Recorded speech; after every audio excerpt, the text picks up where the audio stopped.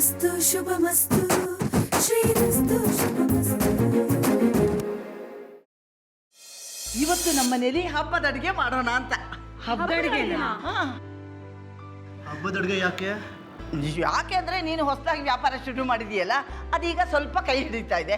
ಅದು ಅಲ್ಲದೆ ನಾವೆಲ್ಲರೂ ಇಲ್ಲಿ ಒಂದಾಗಿ ಸಂತೋಷವಾಗಿ ಸೇರಿದ್ದೀವಲ್ಲ, ಅದಕ್ಕೆ ಹಬ್ಬದ ಅಡುಗೆ ಮಾಡೋಣ ಅಂತ. ಏನಂತೀಯ ಮಾಲತಿ? ಸರಿ ಅಮ್ಮ, ಅದೇನು ಮಾಡಬೇಕು ಅಂತ ಹೇಳಿ ನಾನೇ ಮಾಡ್ತೀನಿ.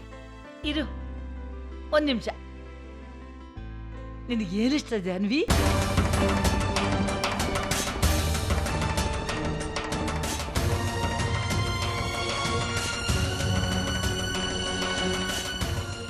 ಅದು ನೀನು ಕೊಟ್ಟಿರೋ ಐಡಿಯಾಯಿಂದ ತಾನೇ ಇಷ್ಟೆಲ್ಲ ವ್ಯಾಪಾರ ಮಾಡೋಕ್ಕಾಗಿದ್ದು.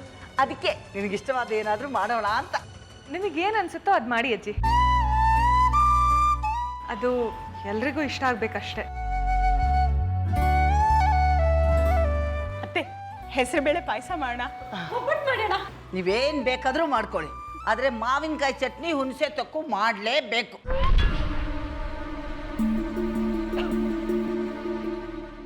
ಅದು ಇತ್ತೀಚೆಗೆ ನನ್ನ ಬಾಯಿ ಕಟ್ಟೋಗ್ಬಿಟ್ಟಿದೆ, ಅದಕ್ಕೆ.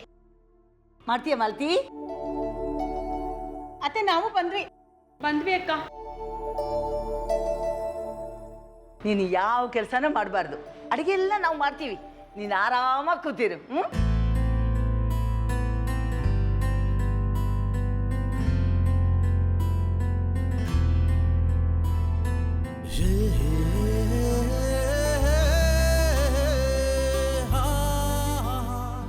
ಸ್ವಲ್ಪ ದಿನ ಟೈಮ್ ಕೊಡು ಶ್ರೀ.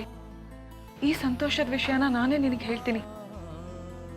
ಅಲ್ಲಿ ತನಕ ಸಾರಿ.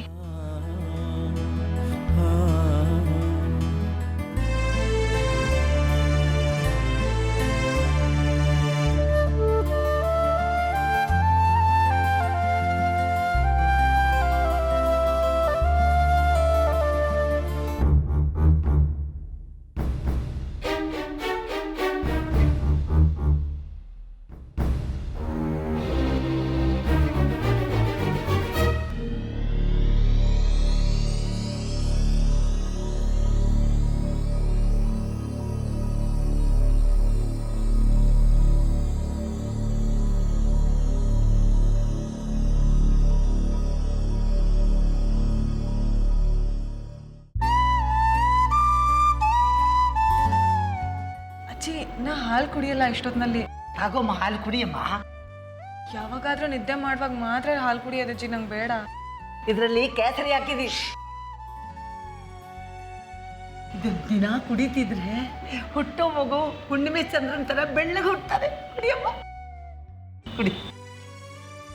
ಶ್ರೀ, ಟೇಬಲ್ ಮೇಲೆ ಹಣ್ಣುಗಳಿದೆ, ತಗೊಂಡ.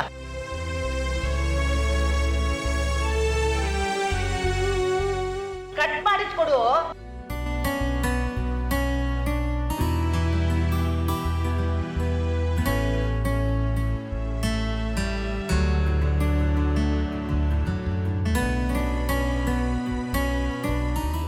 ಬೇಗ ತಗೊಂಡ್ ಬಾ.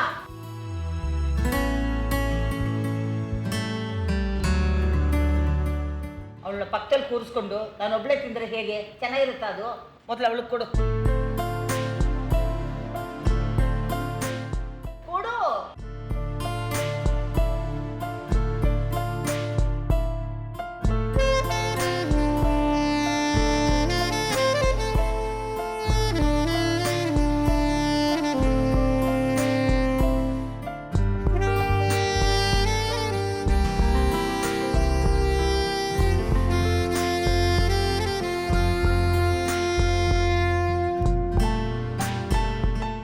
ಇನ್ನೊಂದು ಸ್ವಲ್ಪ ಹಣ್ಣು ತಿಂತೀಯಾ?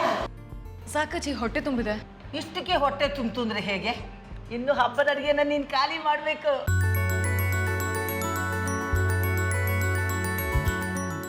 ಶ್ರೀ, ಅಂಗಡಿಗೆ ಹೋಗಿ ಹೂ, ಬಳೆ, ಒಂದೊಳ್ಳೆ ಸೀರೆ ತಗೊಂಡ್ ಬಾ. ಬೇಗ ಹೋಗು. ಯಾರಿಗೆ? ಇನ್ಯಾರಿಗೆ? ಇವಳಿಗೆ. ಇವ್ರಿಗ? ಯಾಕೆ? ಅದೇನು ಇದ್ದಕ್ಕಿದ್ದ ಹಾಗೆ? ಇದ್ದಕ್ಕಿದ್ದಂಗೆ ಅಂತ ಏನೂ ಇಲ್ಲಪ್ಪ. ಇವತ್ತು ನಮ್ಮ ವ್ಯಾಪಾರ ಒಂದು ಹಂತಕ್ಕೆ ಬಂದಿದೆ, ಅದರಲ್ಲಿ ಇವಳು ಪಾಲು ಇದೆಯಲ್ಲ, ಅದಕ್ಕೆ ಇವಳಿಗೆ ನಾನು ತೋರಿಸ್ತಾ ಇರೋ ಪ್ರೀತಿ ಇದು. ನೀನು ಬೇಗ ಹೋಗಿ ತಗೊಂಡ್ ಬಾಪ್ಪ. ಹೋಗು.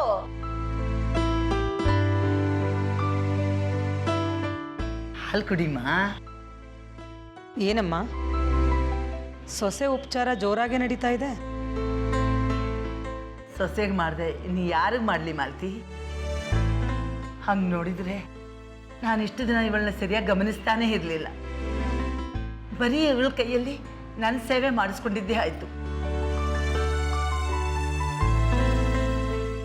ಈಗಲಾದರೂ ನನ್ನ ಕೈಯಲ್ಲಿ ಆಗಿದ್ದನ್ನ ಇವಳಿಗೋಸ್ಕರ ಮಾಡ್ತಾ ಇದ್ದೀನಿ.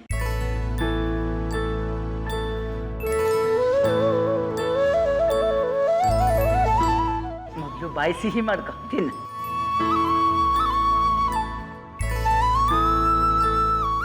ನನ್ನನ್ನೊಬ್ಳನ್ನೇ ಊಟ ಕೂರಿಸಿ ಬಡಿಸ್ತಿದ್ದೀರಲ್ಲ, ನೀವೆಲ್ಲರೂ ಬನ್ನಿ. ನಾವೆಲ್ಲ ಆಮೇಲೆ ಮಾಡ್ತೀವಿ, ಬಡಿಸು. ಆಲ್ತಿ ವಸುದಾ, ಅವಳೀಗ ನಮ್ಮ ಅತಿಥಿ, ಬಡಿಸ್ಲೇಬೇಕು ನೀವು, ಬಡಿಸು.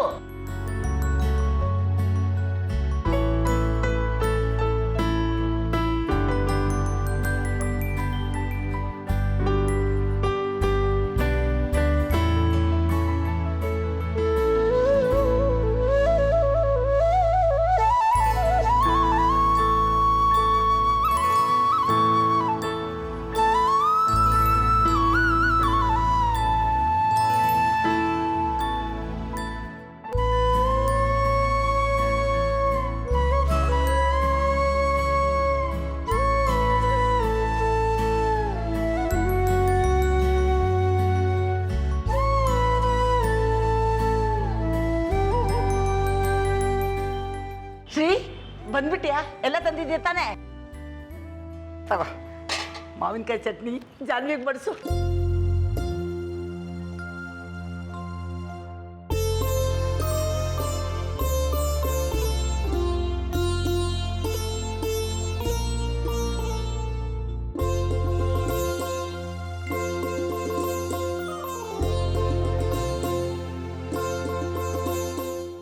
ತಿನ್ನು, ತುಂಬ ಚೆನ್ನಾಗಿದೆ, ನಿಂಗೆ ಇಷ್ಟ ಆಗುತ್ತೆ. ತಿನ್ನು ತಿನ್ನು.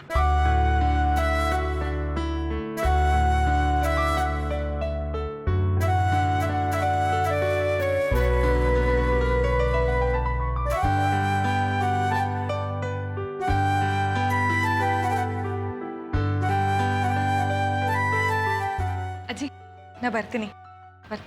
ಒಂದು ನಿಮಿಷ ಇರು ಸುಧಾ, ಈ ಹೂವು ಅವಳು ಕೊಡು. ಮಾಲ್ತಿ ಗಂಡಿ.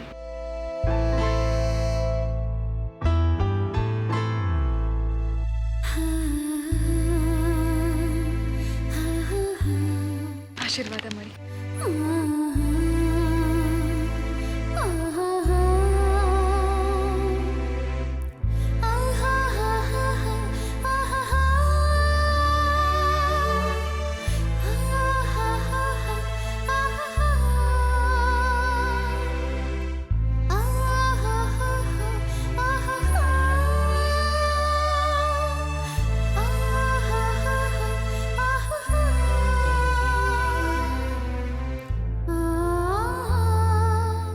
ಅಜ್ಜಿ, ಆಶೀರ್ವಾದ ಮಾಡಿ.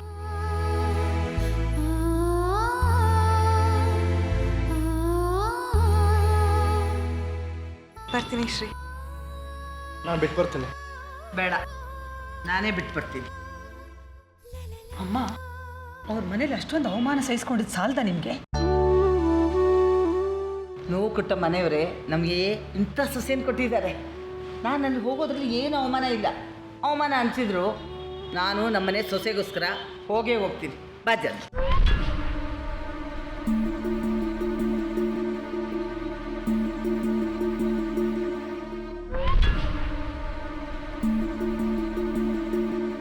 ಅಪ್ಪ ಅಪ್ಪ, ಅಜ್ಜಿ ಬಂದಿದ್ದಾರೆ ನೋಡು.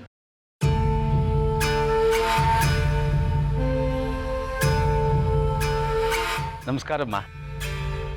ನೀವು ಬಂದಿದ್ದು ಭಾಳ ಸಂತೋಷ ಆಯಿತು. ಬನ್ನಿಮ್ಮ ಒಳಗೆ. ಅಳಿಯಂದ್ರು ಬರಲಿಲ್ವಾ? ಅವನಿಗೆ ವಿಷಯ ಹೇಳಲಿಲ್ಲ. ನಾವೆಲ್ಲ ಮಾತಾಡಿದ್ದೀವಿ ಇದ್ರ ಬಗ್ಗೆ. ಸುನಂದಮ್ಮನ ಕರೀರಿ. ಯಾಕೆ ತಾಯಿ, ಒಳಗಡೆ ಬರಲ್ವಾ? ಸಮಯ ಬಂದಾಗ ಬರ್ತೀನಿ, ತಪ್ಪು ತಿಳ್ಕೊಬೇಡಿ. ಕರೀರಿ. ಸುನಂದ,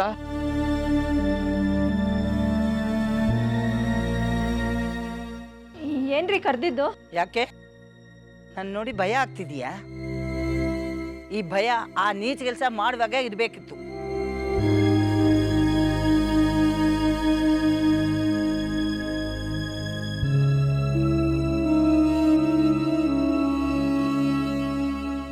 ತಗೋ ಈ ದುಡ್ಡನ್ನ.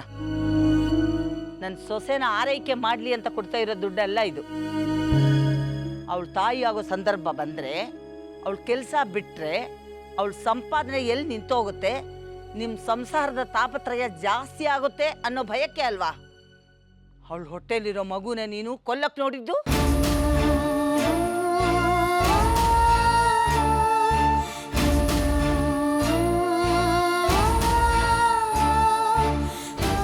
ಅದಕ್ಕೆ ಈ ಹಣ ಕೊಡ್ತಿರೋದು. ಇನ್ನು ಮುಂದೆ ನಾನು ಬದುಕಿರೋವರೆಗೂ ಪ್ರತಿ ತಿಂಗಳು ನಿನ್ನ ಅವಶ್ಯಕತೆಗೆ ನಾನು ಹಣ ಕೊಡ್ತೀನಿ. ತಗೊಂಡು ತೆಪ್ಪಗಿರಬೇಕು.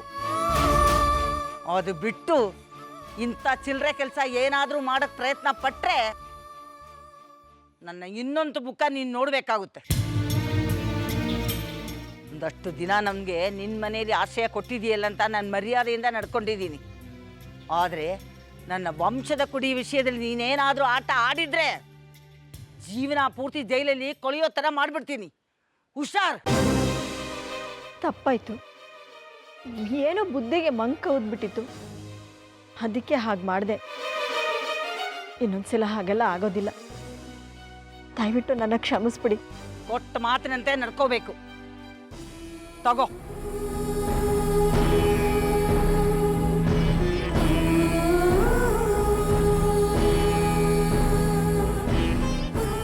ವೆಂಕಟೇಶ್ ಅವರೇ, ನೀವು ಅಷ್ಟೇ ಜಾನ್ವಿ ಹೇಳಿದ್ದಕ್ಕೆಲ್ಲ ತಲೆ ಆಡಿಸ್ಬೇಡಿ. ಅವಳಿಗೆ ಮಗು ಬಗ್ಗೆ ಇನ್ನೂ ಜವಾಬ್ದಾರಿ ಬಂದಿಲ್ಲ. ನೀವು ಸ್ವಲ್ಪ ಎಚ್ಚರಿಕೆ ವಹಿಸ್ಕೊಂಡಿರಬೇಕು. ನಿಮ್ಗೆ ಏನು ಬೇಕಾದರೂ ನನ್ನ ಕೇಳಿ, ನಾನು ಕೊಡ್ತೀನಿ. ಜಾನ್ವಿ, ನೀನು ಹೆಚ್ಚಿಗೆ ಓಡಾಡೋದು, ಕೆಲಸ ಮಾಡೋದು ಏನು ಮಾಡಬೇಡ. ನಾನು ಆಗಾಗ ಬಂದು ನೋಡ್ತಿರ್ತೀನಿ ನಿನ್ನ.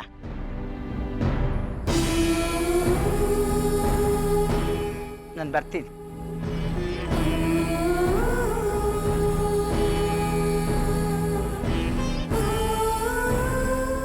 ನೀನು ಬದಲಾಗಿದೆಯಾ?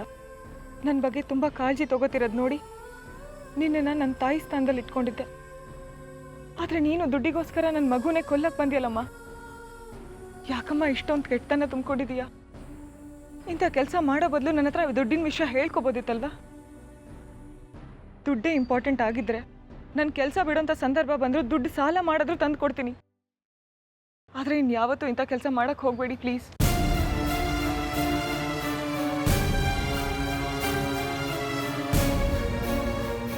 ಇನ್ಮೇಲೆಂದಾದ್ರೂ ಮರ್ಯಾದೆಯಿಂದ ನಡ್ಕೊಳ್ಳೋದನ್ನ ಕಲಿಯೇ.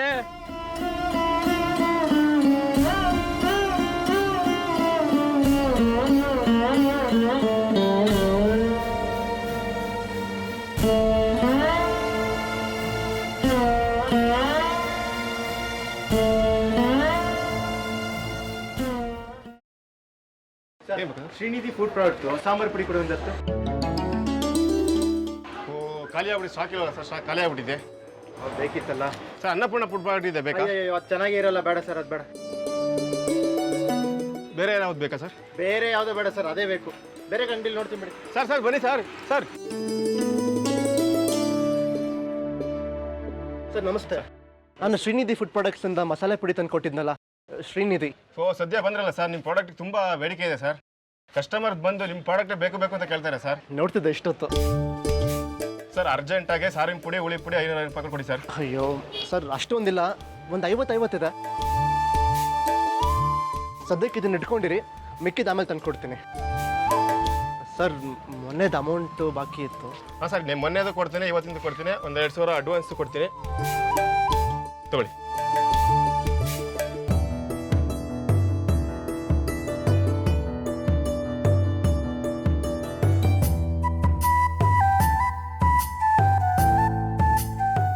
ಆದಷ್ಟು ಬೇಗ ಪುಡಿ ತಂದು ಕೊಟ್ಬಿಡಿ. Okay sir, thank you sir. Ma'am, ಅಜ್ಜಿ ನಮ್ಮ ಪ್ರಾಡಕ್ಟ್ಸ್ಗೆ ಫುಲ್ ಡಿಮ್ಯಾಂಡ್ ಕ್ರಿಯೇಟ್ ಆಗಿದೆ. ಮೊನ್ನೆ ಒಂದಷ್ಟು ಅಂಗಡಿಗೆ ಹೋಗಿ ನಮ್ಮ ಮಸಾಲ ಪದಾರ್ಥ ಕೊಟ್ಟು ಬಂದಲ್ಲ, ಅದೆಲ್ಲ ಖಾಲಿ ಆಗಿದೆ. ಕಸ್ಟಮರ್ಸು ಮತ್ತೆ ಬಂದು ನಮಗೆ ಜಾಸ್ತಿ ಪ್ರಾಡಕ್ಟ್ಸ್ ಬೇಕು ಅಂತ ಕೇಳ್ತಿದಾರಂತೆ. ಹೌದು ಅಜ್ಜಿ. ಆ ಪ್ರಾಡಕ್ಟ್ಸ್ ಖಾಲಿ ಆಗಿದೆ, ಬೇರೆ ಕಂಪ್ನಿ ಪ್ರಾಡಕ್ಟ್ಸ್ ತಗೊಳ್ಳಿ ಅಂದ್ರೆ ಯಾರು ಕೇಳ್ತಾನೆ ಇಲ್ಲ. ನಾನು ಕಣ್ಣಾರೆ ನೋಡಿದೆ ಅಜ್ಜಿ. ನಮ್ಮ ಪ್ರಯತ್ನಕ್ಕೆ ಪ್ರತಿಫಲ ಸಿಕ್ತು. ಅಷ್ಟೇ ಅಲ್ಲ ಮಾಮ್, 4-5 ಅಂಗಡಿಯವ್ರು ಕೊಡಬೇಕಾಗಿದ್ದ ಬ್ಯಾಲೆನ್ಸ್ ಅಮೌಂಟ್ನ ಕೊಟ್ಟು ಇನ್ನೂ ಜಾಸ್ತಿ ಬೇಕು ಅಂತ ಅಡ್ವಾನ್ಸ್ ಅಮೌಂಟ್ ಕೂಡ ಕೊಟ್ಟಿದ್ದಾರೆ. ಇಲ್ಲ ನೋಡಿ, ತುಂಬ ಸಂತೋಷ ಆಗ್ತಿದೆ ಶ್ರೀ. ನಾನು ನಂಬಿದ್ದೇವರು ನನ್ನ ಕೈ ಬಿಡಲಿಲ್ಲಪ್ಪ. ಅಜ್ಜಿ ನಮ್ಗೆ ಇವಾಗ ಕೆಲಸ ಜಾಸ್ತಿ ಆಗಿದೆ. ಅವ್ರು ಕೊಟ್ಟಿರೋ ಆರ್ಡರ್ಸ್ಗೆ ನಮ್ಮ ಹತ್ರ ಇರೋ ಸ್ಟಾಕ್ ಸಾಲಲ್ಲ. ನಾನು ಈಗಲೇ ಮಾರ್ಕೆಟ್ಗೆ ಹೋಗಿ ಶಾಪಿಂಗ್ ಮಾಡ್ಕೊಂಡು ಬರ್ತೇನೆ. ಈ ವಿಷಯ ಜಾನ್ವಿಗೆ ಏನಾದರೂ ಗೊತ್ತಾದ್ರೆ ಎಷ್ಟು ಖುಷಿ ಪಡ್ತಾಳೆ.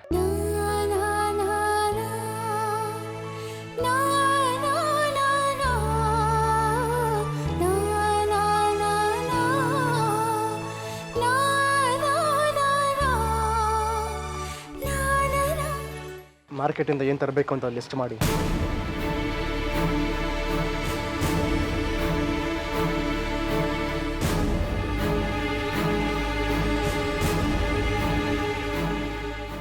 ನಮ್ಮ ಪಾಲಿಗೆ ದುರಾದೃಷ್ಟವಾಗಿ ಬಂದ ಆ ಜಾಹ್ನವಿ ನಮ್ಮನ್ನ ಮನೆಯಿಂದ ಹೊರಗೆ ಹಾಕಿ ನಮ್ಮಿಂದ ದೂರ ಆದ್ಮೇಲೆ ನಮ್ಗೆ ಎಷ್ಟು ಅದೃಷ್ಟ ಬರ್ತಾ ಇದೆ ನೋಡಿದ್ರ ಅತ್ತೆ. ಸದ್ಯ ಅವಳು ನಮ್ಮಿಂದ ದೂರ ಆಗಿದೆ, ಒಳ್ಳೇದಾಯ್ತು. ವಸುದಾ, ಏನು ಮಾತು ಅಂತ ಆಡ್ತೀಯ? ಜಾನ್ವಿ ನಮ್ಮನೆಗೆ ದುರಾದೃಷ್ಟದವಳಲ್ಲ, ಅದೃಷ್ಟದವಳು. ಇಷ್ಟೊಳ್ಳೆ ಅವಳು ನಮ್ಮನೆಗೆ ದೊಡ್ಡ ಸಂಭ್ರಮ ತರ್ತಿದ್ದಾಳೆ. ನಮ್ಮ ಅದೃಷ್ಟ ಬದಲಾಗ್ತಾ ಇರೋದು ಆ ಕಾರಣದಿಂದಾನೇ. ಏನ್ ಹಾಗಂದ್ರೆ? ನಮ್ಮ ಶ್ರೀ ಬಿಸ್ನೆಸ್ ಶುರು ಮಾಡಿದಾಗ್ಲಿಂದ ಅವಳು ಜೊತೆಲೇ ಓಡಾಡ್ಕೊಂಡು ಎಷ್ಟೊಂದು ಸಹಾಯ ಮಾಡ್ತಿದ್ಲು ಅಂತ ಹೇಳ್ತಿದ್ದೆ. ನೀನು ಸುಮ್ಮನೆ ಏನೇನೋ ಮಾತಾಡಬೇಡ.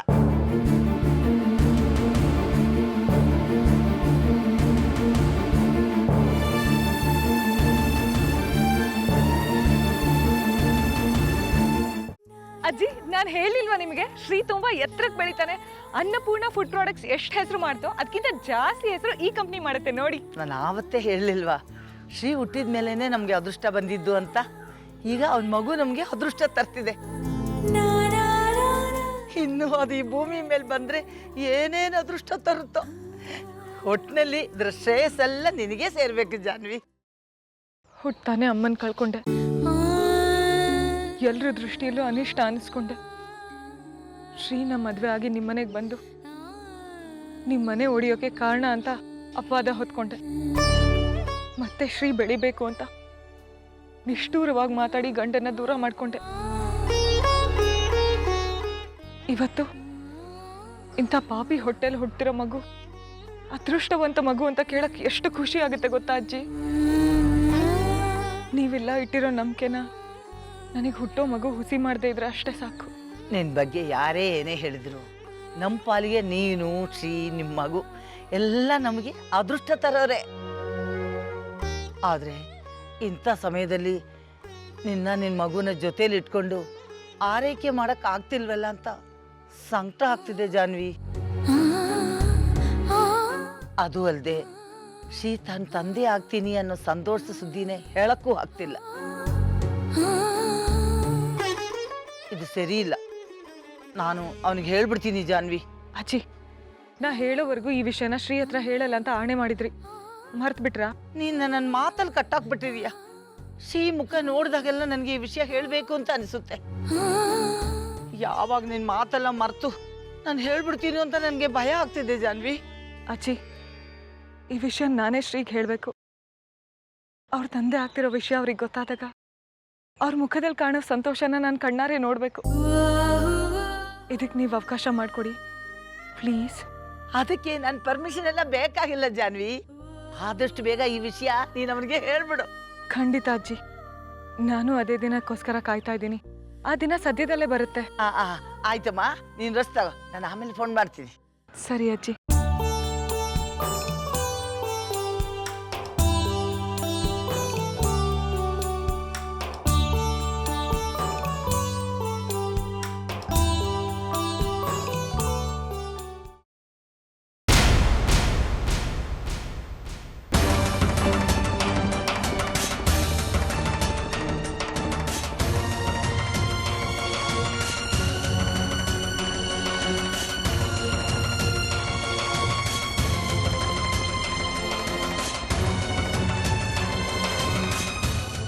ಜಾನ್ವಿ ಹತ್ರ ಮಾತಾಡ್ತಿದ್ರಾ? ಅದು ಏನು ಮಾತಾಡ್ತಿದ್ರಿ? ಅದೇನೋ ನೀನೇ ಬೇಗ ಹೇಳು ಅಂತಿದ್ರಿ. ಅದು ನಿನಗೆ ಜಾಸ್ತಿ ಆರ್ಡರ್ ಸಿಕ್ಕಿರೋ ವಿಷಯ ಹೇಳಿದೆ. ಅದಕ್ಕೆ ಅವನಿಗೆ ಕಂಗ್ರಾಟ್ಸ್ ಹೇಳು ಅಂತ ಹೇಳಿದ್ಲು. ಅದಕ್ಕೆ ನೀನೇ ಹೇಳು ಅಂತ ಹೇಳಿದ್ದೆ ಅಷ್ಟೇ. ಅಷ್ಟೇನಾ? ಅಷ್ಟೇನೆ, ಮತ್ತೆ ಇನ್ನೇನಿದೆ ಹೇಳೋಕ್ಕೆ? ಒಂದು ನಿಮಿಷ ಅಜಯ್.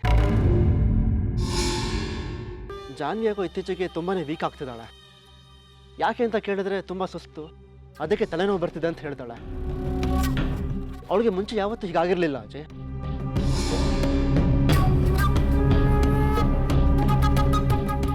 ಮುಂಚೆ ಎಲ್ಲ ತುಂಬ ಆ್ಯಕ್ಟಿವ್ ಆಗಿ ಓಡಾಡ್ತಿದ್ಲು.